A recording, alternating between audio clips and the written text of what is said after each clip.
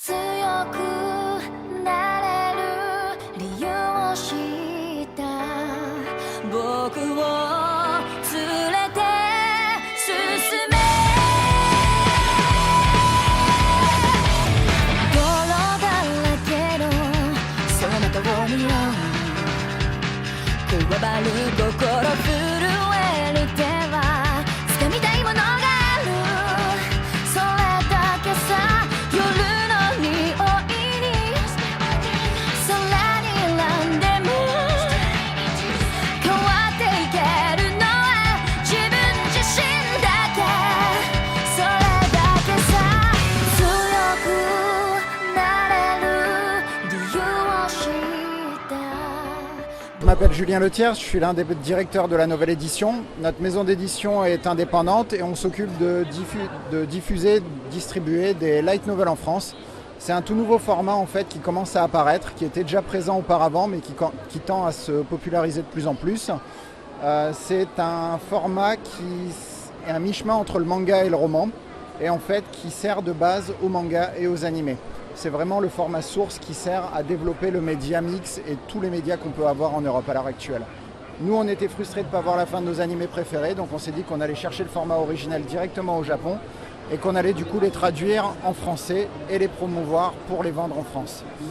L'intérêt de notre maison d'édition, c'est qu'on a un petit peu un schéma de fonctionnement différent des autres maisons d'édition. On tend à promouvoir l'emploi en France et l'impression en France, donc on a embauché toute notre équipe en CDI et on tend aussi à imprimer une grosse partie de nos livres en France pour essayer aussi de promouvoir l'industrie française. À l'heure actuelle, on essaie de sortir entre 6 et 8 livres à l'année. On essaie aussi de consolider principalement nos licences qui sont Infinite Dendrogram, La Petite Faiseuse de Livres et I'm in Love with the Villainess pour les plus connus. Et aussi apporter des petites pépites, des histoires qui sont peu sorties ou pas du tout sorties du Japon, comme Détective AI ou La Petite Princesse et la Forêt Enchantée qui avait été uniquement traduit en anglais auparavant. Ça fait 3 ans maintenant qu'on s'est lancé. On a eu la merveilleuse idée de lancer notre premier volume en avril 2019. Malheureusement, on a eu le confinement qui nous a obligés à changer un petit peu nos plans et à nous réorganiser. Mais depuis, le public a répondu à l'appel. On a réussi un participatif sur Ulule à hauteur de 55 000 € pour nous aider au travers de la deuxième année. Et du coup, le public continue de se fédérer et de parler aussi aux libraires, de parler de nous aux libraires pour qu'on soit de plus en plus présent au sein de librairies ou de professionnels. Il n'y a rien qui change. Nous, on a juste fait le choix d'avoir un livre qui est plus fin que l'habituel roman jeunesse. Donc ça, c'est un choix personnel pour qu'il puisse correspondre au mieux au roman japonais originel, qui est au format A5, mais de l'épaisseur d'un manga. Donc on a choisi une typo un petit peu plus fine et un papier blanc, et donc qui nous permet de caler plus de livres sur notre librairie. Parce qu'on a tous les mêmes, sur notre bibliothèque, on a tous les mêmes problèmes de stockage de livres, que ce soit manga ou roman. Donc on a fait le choix d'opter sur un livre qui soit plus facilement transportable et plus facilement stockable aussi. N'hésitez pas à nous rejoindre sur les réseaux sociaux. On a un gros canal Discord aussi où on essaie d'échanger avec notre communauté et les fans. Donc n'hésitez pas à nous rejoindre dessus.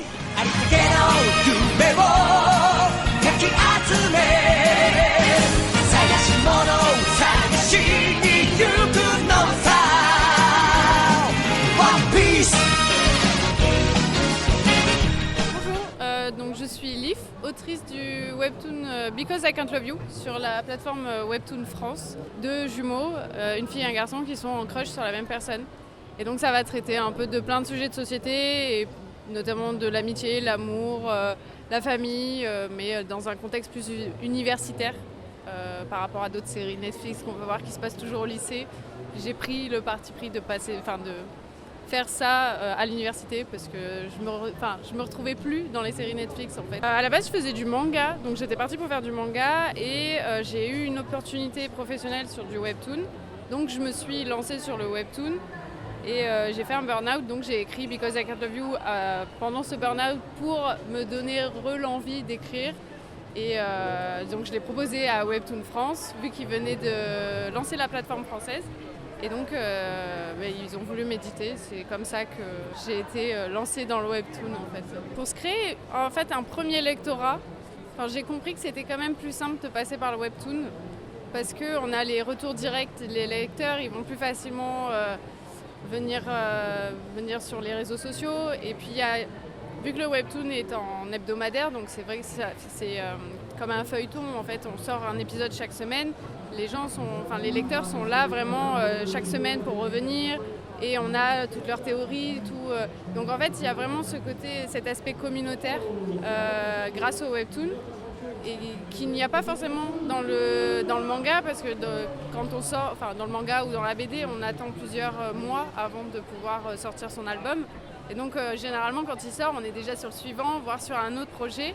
Et là, on a vraiment ce côté, les gens s'attachent presque plus à l'auteur finalement qu'à l'œuvre. Je pense que pour un début, quand on est auteur, c'est pas mal aussi c'est encore ultra ouvert en fait le webtoon, c'est pas encore un secteur très bouché comme peut l'être le manga ou la BD. Et je pense que c'est encore un peu le créneau à prendre pour quand on veut en tout cas être auteur en fait. On apprend à aller très vite parce qu'on n'a pas le choix, et c'est vrai que par exemple les décors, je vais pas les dessiner parce que j'ai pas le temps, donc je passe par de la 3D que je modifie pour que ça passe, que ça rentre plutôt bien, etc.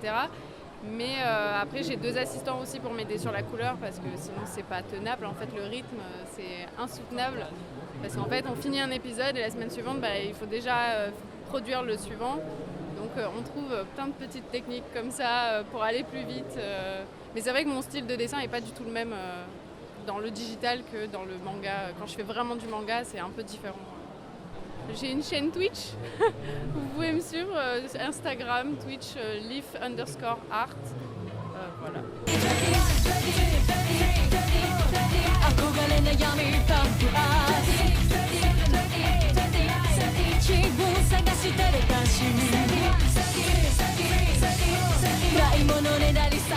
Bonjour à tous, moi je suis la représentante de Mao Édition aujourd'hui sur le salon de l'Animasia. Moi je vais vraiment être la libraire aujourd'hui pour tout ce qui est vente aux clients et conseils bien entendu. En temps ordinaire, je suis assistante éditoriale, mais on a beaucoup de salons auxquels on vient en France parce que c'est vraiment le but de faire connaître la maison, de présenter le catalogue, surtout le light novel. Donc je vais venir dessus tout de suite. Le light novel, en fait, c'est un type de roman japonais dans lequel il va y avoir des illustrations, des chapitres assez courts, assez immersifs. Et en fait, c'est tout à fait la même chose qu'un roman classique, sauf qu'il y a ces illustrations-là, couleur ou noir et blanc, qui vont vraiment rendre l'image encore plus frappante et l'histoire aussi très marquante.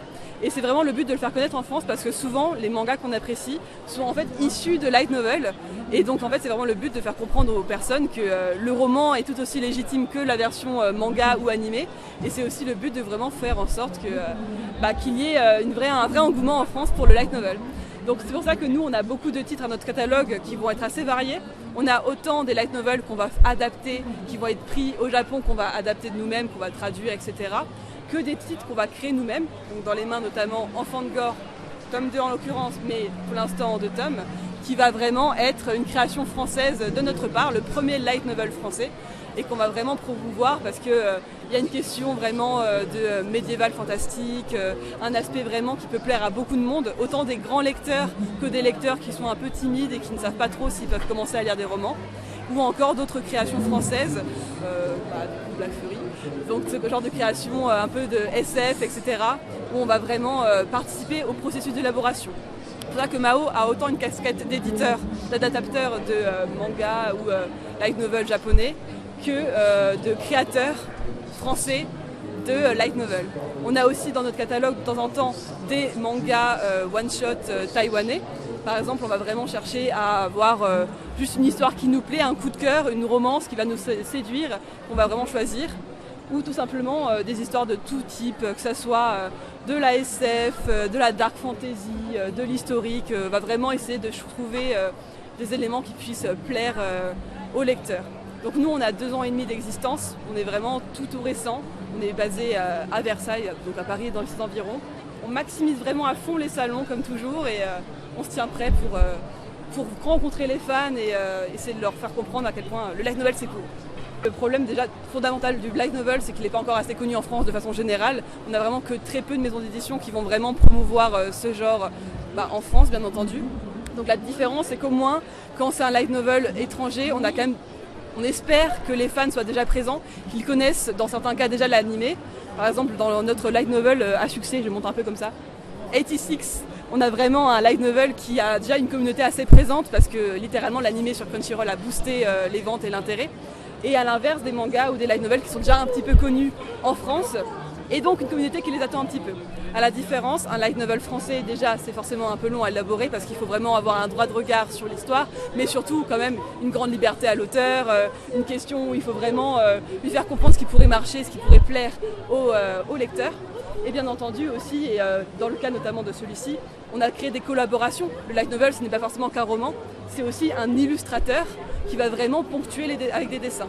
Et dans le cas là, on a fait appel à Navigavi, qui a déjà été un illustrateur qui nous a permis d'avoir littéralement un autre de nos adaptations qui s'appelle Minogra, et qui en fait va vraiment ponctuer cette histoire médiévale avec ses dessins.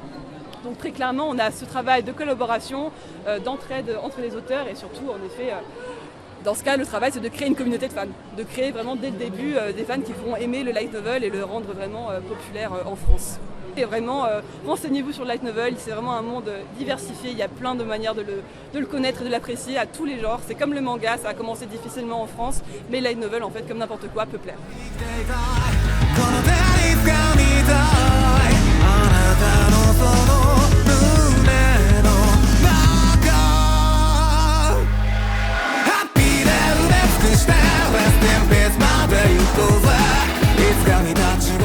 Bonjour, moi je suis Maëlys, je suis artiste auteur indépendant en fait, j'écris des mangas, je les dessine aussi, donc là j'en ai fait 2, ce sont des one-shots et ils sont généralement disponibles dans les salons comme Animasia aujourd'hui. Donc je commence avec le carnet du botaniste qui est l'histoire de Opaline. Opaline elle est dyschromique, elle a pas de prise sur les couleurs en fait et les couleurs n'ont pas de prise sur elle, c'est pour ça qu'elle est toute blanche.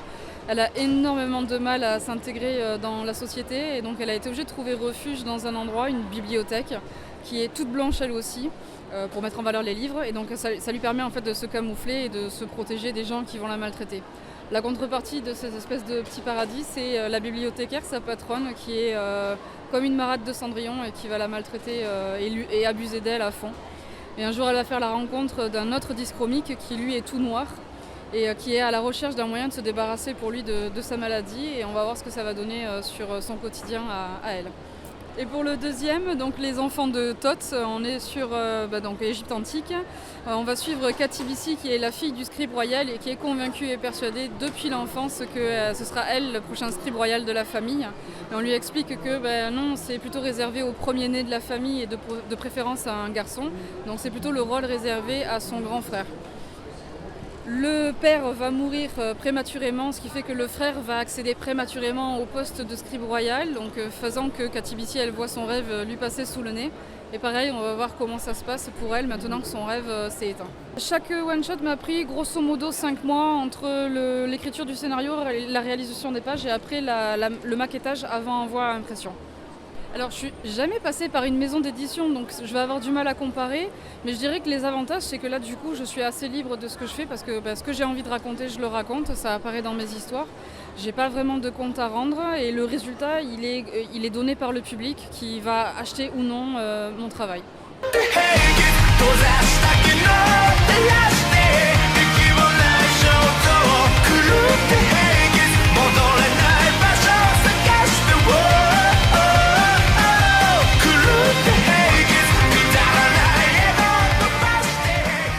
Eh bien, bonjour, alors je suis Romain Huet, alors j'ai plusieurs choses, j'ai Magical Girlfriend qui est le premier manga que j'ai fait, c'était en 2015, c'est une comédie d'action avec des Magical Girls et un jeune français qui débarque au Japon pour dire mangaka et il va se retrouver dans cette grande maison avec 5 filles qui sont des filles magiques et il va devoir s'en sortir au milieu de tout ça sachant que c'est un bon boulet, donc voilà, mais c'est assez marrant, ça c'est une bonne comédie. On a surtout Yggdrasil Sentai qui est à côté qui est une série d'heroic fantasy dans la mythologie nordique, là on va suivre des filles qui sont amenées à devenir des grandes chevalières des dieux. Et en fait, l'intérêt c'est que la série est en 5 tomes, ce sont 4 one-shots que tu peux lire dans l'ordre que tu veux. Le dernier tome du coup réunira tout le monde et au travers de ce qu'elles vont vivre, en seconde lecture dans chaque livre, il y a un sujet social qui est traité. Donc en fait on va parler d'homophobie, de terrorisme, de religion, de racisme, de transhumanisme, etc. Ce qui fait qu'on a plusieurs niveaux de lecture. Alors c'est à partir de 10-12 ans jusqu'à du coup les plus grands. Et voilà. Et le dernier livre qui est sorti, qui est du coup Tombeau au combat. Là c'est vraiment un roman graphique que j'ai fait en plein mois d'hiver de l'année dernière. Il est sorti au mois de juillet. Ça parle du coup de Clément et Valérie qui est un jeune couple très heureux. Elle est l'enceinte de 5 mois. En 2021, Macron dit qu'il faut se faire vacciner, pas de passe sanitaire. Elle perd le bébé après la deuxième injection. Et donc du coup, c'est toute une réflexion sociale sur comment on gère une fausse couche, qui normalement se gère par un deuil, etc., quand on est dans une période de pandémie, etc. C'est un livre qui est dur, un vrai drame assez poignant, mais en 10 ans de carrière, c'est le livre qui a reçu le plus d'éloges, et que ça soit de la part de professionnels, de libraires, de lecteurs, enfin voilà, donc ça c'est vraiment la dernière grosse sortie, et j'en suis extrêmement fier, voilà. Ça représente un aboutissement quand on est auteur, d'arriver, de sortir de la maison d'édition classique, donc à signer des contrats, passer par l'auto-édition, puis ensuite créer sa propre maison d'édition. Il y a vraiment tout un aboutissement personnel et professionnel. Et puis après, c'est avoir toutes les casquettes. Donc c'est là où on arrive sur l'autre partie du métier, qui est parfois un peu compliqué, parce qu'à la base, quand on est auteur, on est des espèces d'ours enfermés dans son bureau à faire de la page de BD. Maintenant, il faut que je gère des devis, il faut que je gère des contrats, des partenariats, il faut que je gère des auteurs. Donc là, on gère de l'humain. C'est des fois pas toujours facile. Et là, je me mets à la place des éditeurs à l'époque que je critiquais. Et je me rends compte qu'en réalité, c'est relativement dur en fait de faire ce métier-là. Mais voilà, puis après, c'est du taf, quoi. C'est des journées interminables en vrai. Parce qu'il faut tout allier du coup. Il faut allier la vente en salon, donc s'occuper de tout ce qui est salon, l'orga. Gérer toute la partie administrative, la partie professionnelle, et puis en même temps, faut faire de la BD, il faut faire des pages, etc. Donc en gros, je me lève vers 4h, 4h30, et puis je me couche j'arrête de travailler en ce moment vers 20h, 21h. Voilà, et je fais ça tous les jours, et puis après le vendredi, je prends le camion, j'arrive en salon, monte les stands, le soir, je retravaille à l'hôtel, le samedi, dimanche, on dédicace et on vend, et voilà, et je repars typiquement, là, cette nuit, là, je suis sur la route. Voilà. Il faut continuer à soutenir le manga français, qui est en plein essor. Soutenir les petites maisons d'édition comme la mienne, comme Nazca, comme la nouvelle édition là, qui sont des collègues qui sont autour de moi, parce que c'est des petites équipes. On n'est pas là, on n'arrive pas à avoir non plus des grosses licences, etc. Et donc il faut soutenir toutes ces micro-éditions, voilà, comme on dit. Voilà.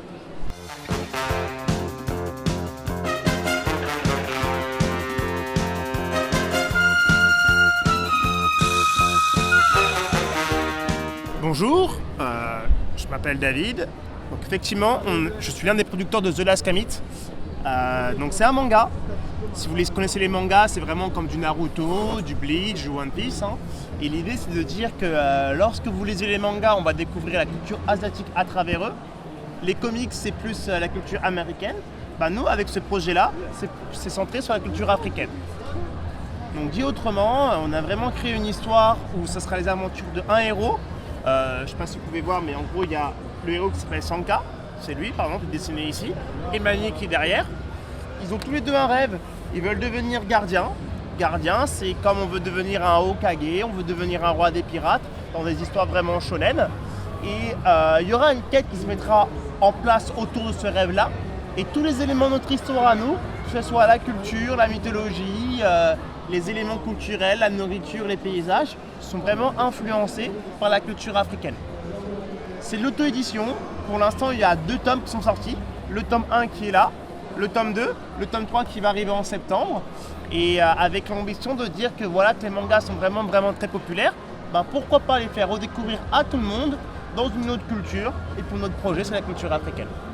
Alors, on est une petite trentaine qui travaillons sur le projet.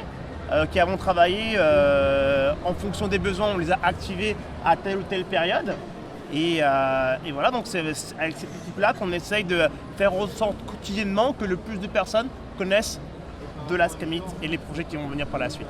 On va sortir d'autres licences au cours des mois qui vont arriver.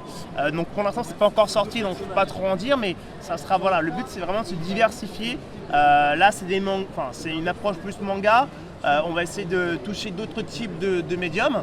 Et encore une fois, comme n'importe quelle maison d'édition qui veut grandir, il faut avoir plus de licences. Et c'est cette direction-là qu'on a pris. Si vous-même, vous avez un projet, vous avez une passion, une histoire que vous voulez mettre en avant, n'hésitez pas à nous contacter sur notre site internet et aussi notre Instagram. Donc pour l'instant, vous pouvez nous contacter sur The Last Kamit.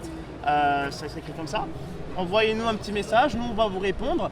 Et dès que vous avez, en fonction du projet que vous avez, on peut être en capacité à le produire et à le faire émerger. Donc n'hésitez pas.